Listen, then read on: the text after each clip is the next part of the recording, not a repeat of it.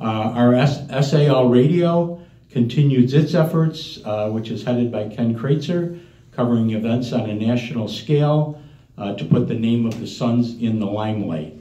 Ken is present, and Ken, could you please come up? And Ken is going to spend a few minutes just talking about the SALRadio and the great work that it's doing. Ken?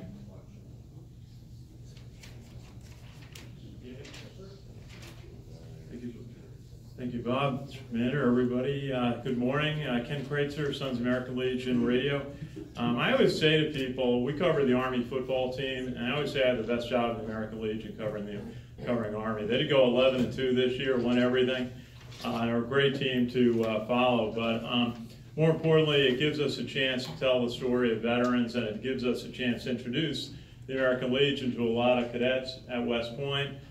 Maritime College, where we're also very active, and a lot of people along the way. We meet some. Every time Army goes on the road, it's Military Appreciation Day at whatever school they went to. They went to Duke, they went to Oklahoma this year, and other places. And we get to meet a lot of veterans, do some interviews at those events. And then we went down to the Armed Forces Ball in Fort Worth in December, which was all about honoring the military, sponsored by Lockheed Martin. We did 50 weeks of our radio show on WVOX in New Rochelle, where we talk about veterans issues, we talk about what's happening in the military, technology issues. 2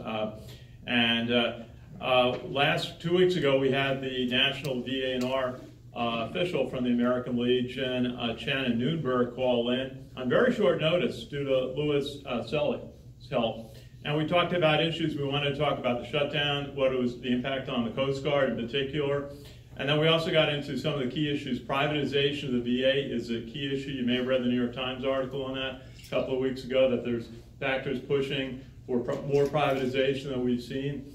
And then we also got a chance to get an update on the Blue Water Navy issue, the Agent Orange effect on sailors during the Vietnam era, trying to get them coverage, and they had a big effort on that in December that Shannon was one of the speakers on. We produced 355 videos this past year, telling the story of veterans, cadets, game days at West Point, community events, all sorts of things. I will say we interviewed the head football coach at West Point 39 times, and Jeff Munkin, who just a terrific guy. I'd love to get up to one of our meetings to talk. He'll light a spark under anybody. I'll tell you, I mean, he could have gotten the New York Jets playing better this year, I'll tell you, if he went over there. Our Facebook page, we have several Facebook pages, but our page, West Point Football Report, had, my estimate is 1.7 million impressions this year, and about 600,000 video views. We do direct uploads of a lot of our video. We do our interviews. Sometimes within minutes of doing the interview, we're able to upload. And then we are contributing more and more material to the detachment's Facebook page. And we're also starting to work with the national page. We just got connected with Gene Thoreau, literally in December. So we're starting to work with Gene on sending weekly interviews. I also saw on the Legion page, and nobody told me about this, there's something called Legion TV. And on the detachment page, there were only about 2 videos. There was a couple of nice videos that Doc Gibbs did. Now, we could have been contributing some of our, kind of bigger picture videos to that, and some of our game day summaries and event summaries that we do. Almost everything we do off a smartphone. You can do the same. Our colleague, John Churan, who's been working with us for 10 years, wrote game day stories on the Air Force game, the Navy game, and the Armed Forces Bowl, and they were all used on the National American Legion website, legion.org. And we also got an article onto the Association of the U.S. Army website. We're starting to collaborate with them. And when we're on site, we always wear Legion jackets, shirts, caps to show the presence of the American Legion at the events. Well, we were in the press box at Oklahoma. We were talking to folks there and said, we represent 2 million veterans and 1 million more in associated support groups, 3 million people. They were astounded. They didn't realize that the American Legion was that big a national audience. I mean, they're used to the papers, comes in with 200,000 subscribers now. They're all shrinking. But we came in with that. And we also give everybody a coin from the Sons of the American Legion when we go on the road. and they appreciate that. One fellow said his son played American Legion baseball, and he gave it to him. So a lot of things like that we're trying to do, representing the organization. We're giving out an award. We're trying to build this up. We honor 2 veterans who were Marines in World War II. They played college football at Morgan State in the late 1940s. They were on a national championship team when Morgan State could have played in the Rose Bowl. And they both commissioned in the Army, Lieutenant Eugene Evans and Lieutenant Colonel Eli Page Howard. Both sadly died in service.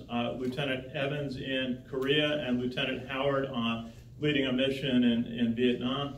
And we're giving that award out. We've been doing about 9 years to college athletes. West Point, Iona Maritime College.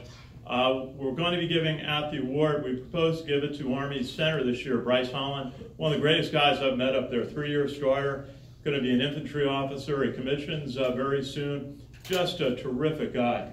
And so we're working on that. We're collaborating with a lot of organizations, the Navy League in New York. Rallypoint.com actually became a sponsor. We probably have 200,000 page views with them. We're collaborating and with the New York Yankees, and you're going to hear more about that this weekend. Metro Atlanta Conference, we worked with Iona College. And you know what we did? We provided a color guard. When the NCAA had their women's regional championship in Albany last spring, you know, the 2 games that would send a team to the national tournament, 10,000 people at each game. UConn's women's team was playing. We got a color guard. We asked around. We couldn't find anybody. We called the Girl Scouts. And the Girl Scouts provided color guards 2 nights for the women's championship game there. They were thrilled. And, you know, it just helped us working with the Girl Scouts, who in New York State, by the way, sent 1 million boxes of Girl Scout cookies to veterans and troops overseas since 9/11. You know, I mentioned a real highlight. We had a couple of real highlights worth mentioning. In May 1st, we went to the White House, and we went to the Pentagon with the Army football team when they were recognized for winning the Commander-in-Chief Trophy for beating Navy and Air Force in the same year. We got in. We were the only outside organization that got in. Most of the people from West Point who wanted to go couldn't go. We weren't part of the official team. We got in because of Joe Kraetzer in the American Legion office in Washington, and I think Louis Selly had something to do with it. Because I got a phone call from the White House saying, "Don't worry, you're going to get in." You know, on the Friday before the Monday. That's pretty special, but it recognizes the American Legion, and the American Legion sends a national commander to the White House in each year, and also they send the Boys State and Girls State national representatives to the White House. We also went to the Pentagon, and the funny moment is I'm interviewing, they did a pep rally in the Pentagon courtyard, and so afterwards I interviewed the coach, and I interviewed the superintendent of West Point, General Caslin. I'm interviewing General Caslin like I do, and all of a sudden I realized on my elbow is General Milley, the Chief of Staff of the Army.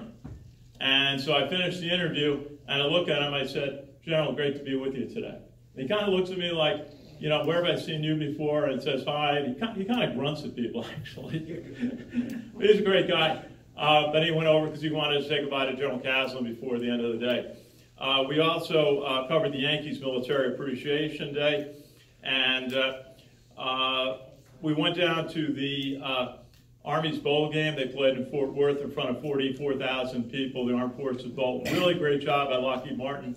And we got a tour of the Lockheed Martin plant where they make the F-35s, the country's most expensive defense project. It's a great plane, but it's taken a long time. They told me they got the contract in October of 2001.